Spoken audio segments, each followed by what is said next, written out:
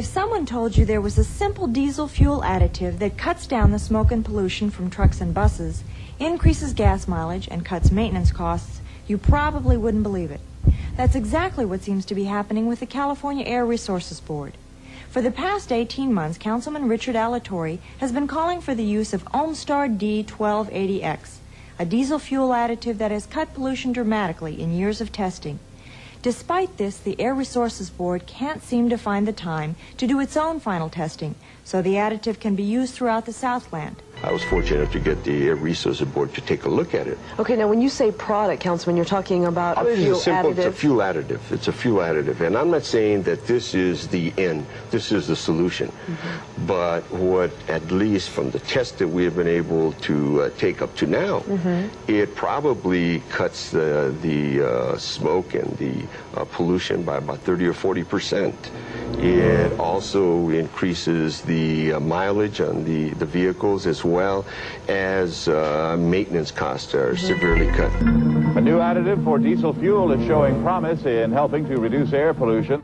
A new fuel additive that cuts emissions by 1/3 and increases mileage by 20%. But a year ago, AQMD got samples of a fuel additive that cuts pollution in diesel engines. Commercial labs said it works. AQMD did nothing. Councilman Richard Alatorre took it to the State Air Resources Board and persuaded the state to test it in the ARB lab. A month ago, he got the ARB state report. The stuff cuts some diesel pollutants as much as 30%. The Air Resources Board has known about the additive for years, but still has not released the results of its own study. One Omstar researcher says he was even warned not to proceed. It's California Air Resources Board project we shouldn't be involved in, and we shouldn't test these city trucks, and the situation is very explosive and it's very political, and we shouldn't be involved in this. Hudson Bus Company, which services LAX, says it cut diesel pollutants in half with technology from the open market. A local company says its product, offering a short-term fix, has all but been ignored. That has been the problem in a lot of our so-called environmental programs. They become more about who makes the product than they do about what actually cleans the air. Senator Haynes says the Air Resources Board has been hostile toward the product, and he believes there should be an investigation. Dr. Morton Feynman, the inventor of Omstar's ester-based products, was a firm believer that fuels could be improved to decrease deposits inside engines, while at the same time increasing fuel lubricity. The trick was to find an ester blend that helped burn fuel more effectively. This would make the fuel self-cleaning and self-lubricating. Dr. Feynman stated, "In a reciprocating engine, which uses liquid organic fuel, a small amount of friction occurs in the fuel pump, injectors, etc., but the primary source of mechanical friction occurs between the piston rings and the cylinder walls. Friction is significant where the piston reverses direction.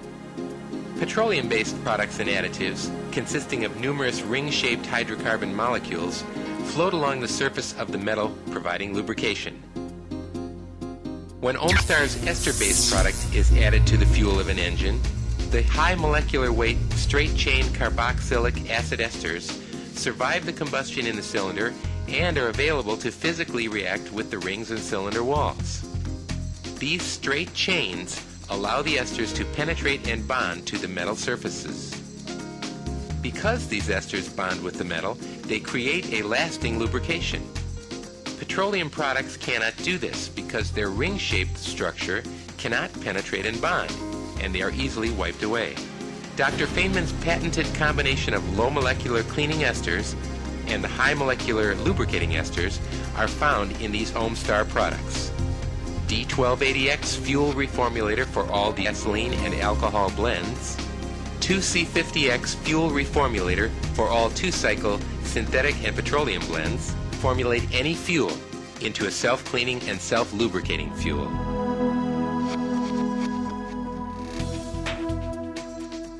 I asked the state of California and AQMD to look at the product to make sure it was safe for our environment.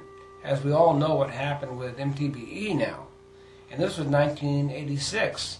I wanted to make sure that it was safe. The AQMD tested it and came back and said that it was safe.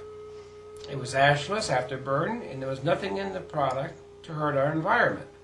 After 10 years and 10 million miles, California Environmental Engineering, South Coast Air Quality Management District, and E.W. Seibold found D-1280X to be 99.99976% ashless upon ignition and free of metals. They also found it to be non-toxic with a flash point above 230 degrees Fahrenheit. Then I asked Mayor Bradley and Councilman Alatorre if they would get involved because we have a product that could lower all the emissions and give back the mileage so the product would pay for itself. And so Councilman Alatorre asked the Air Resource Board to conduct a test with 2 vehicles. The Air Resource Board conducted a test with 2 vehicles. In fact, it lowered hydrocarbon CO and it gave you back 4.4 in mileage. So it actually paid for itself. So the City of Los Angeles provided 11 vehicles to the California Air Resource Board. They tested those vehicles and in fact, again, it lowered the emissions and gave back the same amount of the mileage. So we knew we had something that would in fact lower emissions, not hurt our environment, and pays for itself. The catch comes in the form of testing of D-1280X by the Air Resources Board. Results have been long in coming. $200,000 has already been spent. They initially said it was going to take 90 days. It's already 7 months. For a government agency, very sloppy work. That, in my mind, is bordering on an absurdity. I mean, there isn't any reason why the Air Resources Board wouldn't be interested in a product if it indeed would clean up the air. And the question I have is, why would they do something like this when part of their job is to find solutions so that we can meet our goals in the United States and in California to meet our SIP? And the board dropped the testing after that for some reasons of their own, and apparently it had something to do with the fact that MTBE was under consideration at the time and was the oil company favored for the situation to deal with the oxygenated fuel when 1280X was obviously an option, but it's a small company at the time. And in fact, the problem there was that there wasn't money to conduct multi-million dollars worth of tests.